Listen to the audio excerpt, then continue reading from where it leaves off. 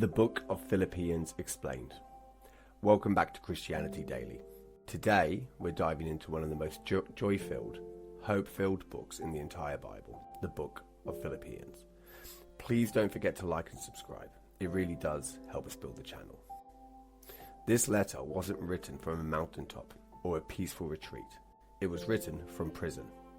And yet the theme pulsing through every chapter is joy, hope, and confidence in Christ. We're going to explore why Paul wrote Philippians, the surprising background behind the church, what to live in Christ really means, how Christians can experience joy in suffering, and the secret Paul discovered, the secret of contentment. So let's jump in. The Book of Philippians is a letter written by the Apostle Paul around AD 61, during his first Roman imprisonment. But here's what makes Philippians special. This is not a letter correcting false doctrine. It's not a letter confronting sin. It's a thank you letter, written to a group of believers that Paul genuinely loved. Philippi was the first European city Paul preached in, Acts 16. This is where he met Lydia, the businesswoman who opened her home to the gospel. It's where Paul and Silas were thrown in jail, sang hymns at midnight, and God shook the prison open. And it's where a Roman jailer and his entire family came to Christ.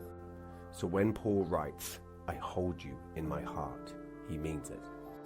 The Philippians had supported Paul financially, prayed for him faithfully, and remained close partners in the gospel. With that, let's walk through the letter chapter by chapter. Chapter 1, Joy in Suffering.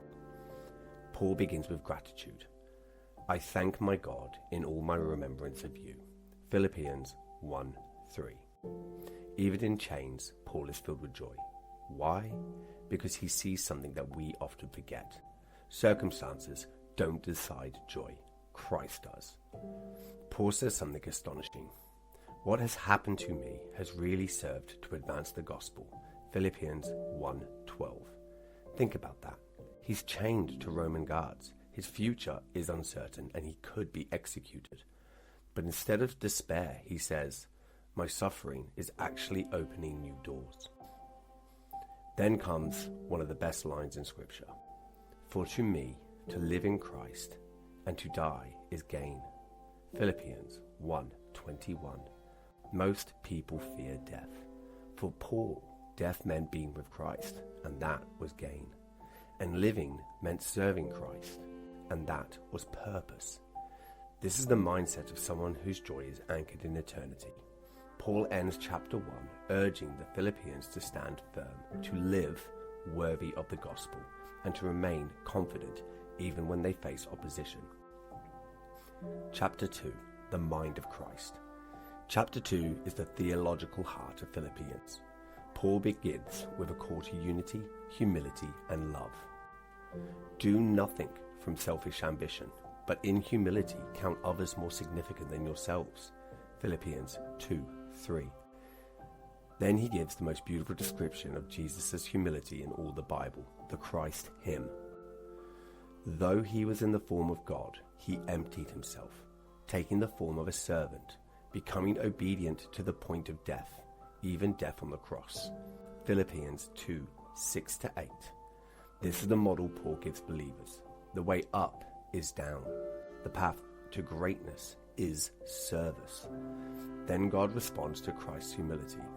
Therefore, God has highly exalted him. Philippians 2:9. Because Jesus emptied himself, God exalted him above every name. This shows the entire shape of Christian life. Humility leads to obedience. Obedience leads to glory. Paul also gives practical examples of this mindset through Timothy, chapter 3, the pursuit of Christ.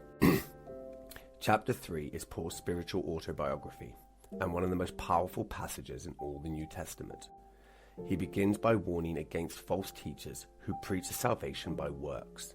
Then Paul lists his old religious credentials, his heritage, achievements, discipline, everything he once considered valuable. But then he says something shocking. Whatever gain I had, I counted as loss for the sake of Christ. Philippians 3:7. And then the famous line, I count everything as loss because of the surpassing worth of knowing Christ Jesus my Lord. Philippians 3:8. Paul isn't just loving for Christ, he knows Christ, and compared to him, everything else is garbage. Paul shares his life goal, that I may know him. Philippians 3:10. Even after decades of ministry, miracles, suffering, and revelations, Paul's desire is still simply to know Jesus more. Paul describes the Christian journey like a race. I press on toward the goal. Philippians 3:14. Forget the past. Run towards Christ. Don't get distracted. Don't slow down. Don't look back. This chapter teaches us Christianity is not behavior modification. It's a relationship and a pursuit. Chapter 4. The Secret of Contentment. The final chapter contains some of the most quoted verses in the entire Bible. Paul urges two women, Euodia and Syntyche, to reconcile. He reminds the church, rejoice in the Lord always. Philippians 4:4. Not sometimes, not when things are good, always. Then he gives a command that seems impossible. Do not be anxious about anything. Philippians 4:6. Anything? Yes. Paul explains how. But in everything, by prayer and supplication, with thanksgiving, let your requests be known to God. And the result? And the peace of God will guard your hearts and your minds in Christ Jesus. Philippians 4:7. This is supernatural peace, peace the world cannot give. Paul also teaches us how to shape our thought life. Whatever is true, whatever is honorable, think about these things. Philippians 4:8. He then shares some of the misunderstood verses. I can do all things through Christ who strengthened me. Philippians 4:13. This is not about personal achievement, and it's not about enduring anything, because Christ supplies the strength. Finally, Paul reveals the secret of contentment. I have learned to be content in whatever situation. Philippians 4:11. Whether he has plenty or little, whether he is free or imprisoned, whether people support him or abandon him, his joy is rooted in Christ. His strength comes from Christ. His contentment rests in Christ.